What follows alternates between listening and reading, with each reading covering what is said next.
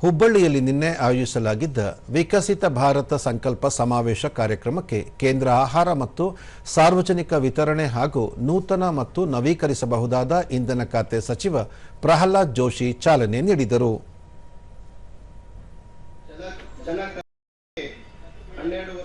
ಮುಖ್ಯ ಅತಿಥಿಗಳಾಗಿ ಆಗಮಿಸಿದಂತಹ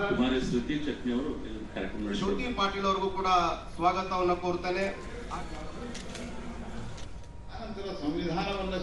ಬಳಿಕ ಅವರು ಸ್ವಾತಂತ್ರ್ಯ ಭಾರತದ ನಂತರ ಜವಾಹರ್ಲಾಲ್ ನೆಹರು ದೀರ್ಘಾವಧಿ ಪ್ರಧಾನಿಯಾಗಿದ್ದರು.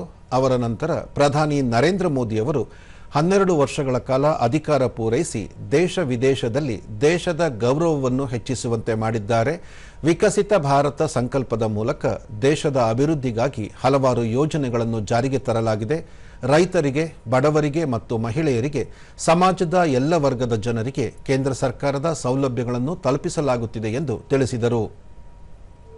ಯಾಕೆ ಮಹತ್ವ ಅನ್ನೋದು ಇದೆ ಮತ್ತು ಇದರ ಜೊತೆಗೆ ಬರೇ ಲಾಂಗೆಸ್ಟ್ ಸರ್ವಿಂಗ್ ಅಷ್ಟೇ ಸಾಧನೆನ ಹಂಗಾದ್ರೆ ಇರಕ್ಕೆ ಸಾಧ್ಯ ಇಲ್ಲ. ನಮ್ಮ ದೇಶದಾಗ ಆ ಸ್ಥಿತಿ ಇವತ್ತು ಅಷ್ಟೊಂದು ಪ್ರಜಾಪ್ರಭುತ್ವದಲ್ಲಿ ಅಷ್ಟೊಂದು ಒಳ್ಳೆಯ ಜಾಗೃತಿ ನಿರ್ಮಾಣ ಆಗಿದೆ. ಬಳಿಕ ಮಾಧ್ಯಮಗಳೊಂದಿಗೆ ಅಡ್ಡ ಮತದಾನದ ಕುರಿತು ಪಕ್ಷವು ಗಂಭೀರವಾಗಿ ಪರಿಶೀಲನೆ ನಡೆಸುತ್ತಿದೆ.